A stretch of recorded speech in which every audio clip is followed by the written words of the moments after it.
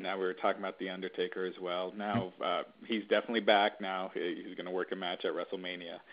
And it's against CM Punk. They did it, the angle on Monday Night Raw with Undertaker opening the show, and then they had a triple threat match to decide who faces The Undertaker at WrestleMania. Now, right. I don't know what you thought. I thought that was the weakest setup for an Undertaker match in a long time for an Undertaker WrestleMania match.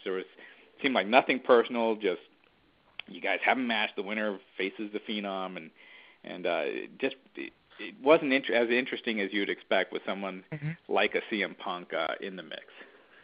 Yeah, I felt the same way. It was very odd to me, and such a peculiar thing to see The Undertaker come up. All right, you got my attention. Go to the Open, very cool Open, old school kind of 1993 Open for Raw, and then you come up and it's just like Undertaker's not there. I don't think they covered it. Maybe they did. And CM Punk is just coming to the ring, and I'm like, well, is Undertaker in the ring? And that was it. And so it was very bizarre. And then he comes back out at the end, kind of like bookshelves or bookends, and he's there at the end and does the same exact thing. And I just, there's a lot of things I'm very frustrated by right now. I was very high on the product a few weeks ago, and I think the Brock Hunter stuff has been fantastic. I hope they keep in line with that when it comes to the match, and it's a real brawl instead of a methodical, mechanical match. It should be a violent altercation, which is what SummerSlam should have been. But with Taker Punk, I think matches are all about anticipation, and they can get there with this. But right now I feel like, well, it's like, I guess The Undertaker's a title belt because this guy just went through a qualifying match to wrestle The Undertaker. And I think to get over and for this to resonate like 5 years from now, CM Punk has to do something to provoke The Undertaker. And then CM Punk should get some heat going into the show, but God, I don't know if they'll do that, really. And I'm just so sick of the no one touches thing, and I don't think Punk and Undertaker, it's 5 weeks. It's so weird to like jumpstart them into like physicality and do heat and stuff. But again, I to hear that, like, what are they going to do? Talk for a few weeks? I mean, do a little hocus pocus, I guess, but I just don't know what you do there. And I look at like Cena and Rock, and they're clearly going to go the same route they did last year, where they don't touch at all. They're going to do point counterpoint, which didn't have any points or counterpoints to their promo. They'll probably do a rock concert. They'll probably do a rap.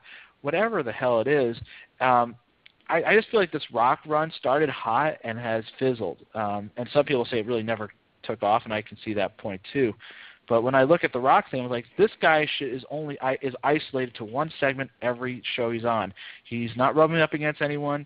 And hey, maybe he doesn't want to wrestle, or they don't want him to wrestle. But even if he was a referee for for another match, or a CM Punk match, or back when they were feuding, or John Cena, or doing something on commentary and anything, giving a little advice to the primetime players, that would make these guys, again, talk about credibility, that gives them a little rub and gets them to the next level perhaps.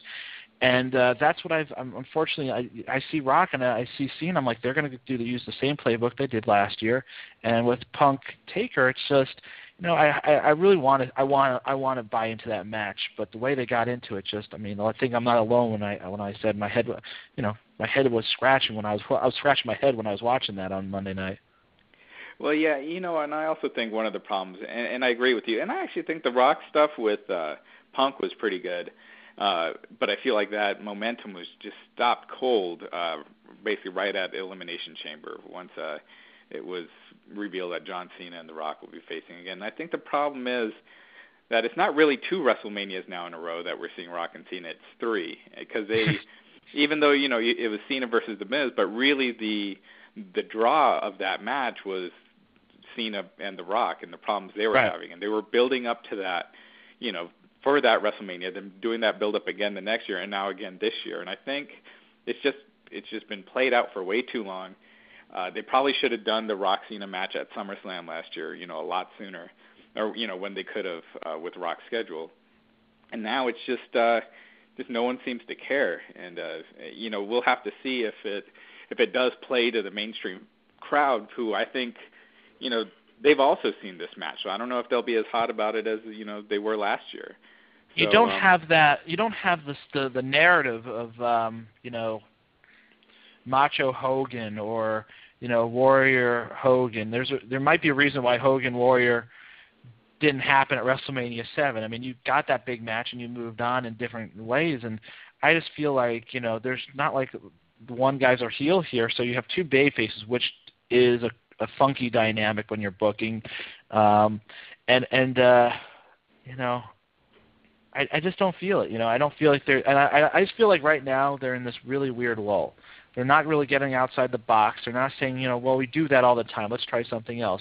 And when you think like that, it can be dangerous because you could do something great, or you can end up doing something like, John Cena thinking, Kid Rock's cool or something, and they do an angle. You never know with WWE or anyone in wrestling when you think outside the box. It can go two different ways, and usually they go either it's a hit or a miss, and it's a nasty one if it's a miss. But I think that I just don't know if there's a demand for the match. I think it will do fine business because we have two quote unquote brands, two quote unquote stars crashing into each other. So I mean that's always kind of it's a safe bet. On the flip side of Mania, you got to wonder though, what are you doing with John Cena? I mean, that's the big question mark. Yeah, I think it's been a problem for a while now where his character has gotten kind of stale, but they obviously feel like they can't turn him heel. I also think if you had just mixed up the top matches a little bit, if you let's say you did a Rock versus Brock Lesnar, Undertaker versus John Cena, and Triple H versus CM Punk, I feel like that's a way more intriguing card.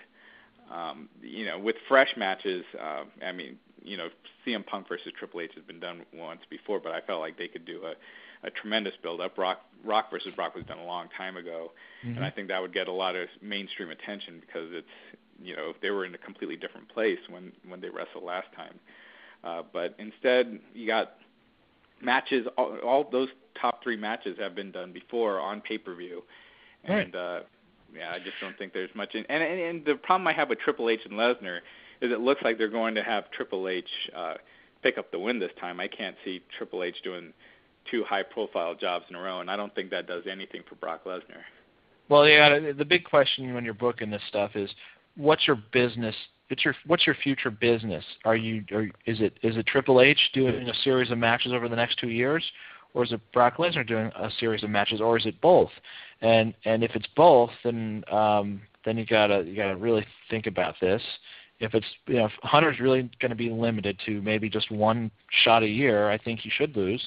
If he's in your plans and maybe in a rotation like the other big stars where he works X amount of shows a year and so forth because his body's starting to break down at 40, 41, 43, whatever it is, then that's a whole different ball game. So they've made a sizable investment over a protracted period or prolonged period of time with Brock. We know that for a fact now.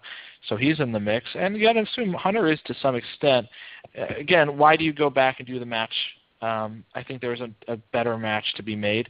The thing with Hunter is I just don't know if you don't do Brock. I mean, you could do Punk, I guess. I just don't know. Like Hunter's a guy for me. I've never really found myself playing matchmaker and kind of being compelled by what I liked in those matches in the last several years. I mean, the last time I really liked what he was doing was with Batista. And that was really his booking, and it was good, and it clicked. But maybe it's a matter of really Hunter is best when he has a project because he's really invested. And this isn't a project, but I thought the blood and the angle was pretty damn great the other week. So we'll see. I think they'll do great at WrestleMania. I think this will probably break a lot of records, and Vince will be very satisfied. And who knows? Maybe we'll have Rock versus Cena next year with some sort of twist. I have no idea what they could possibly do to make that appealing to me for the fourth time, basically. But yeah, well, hopefully not, but you never know.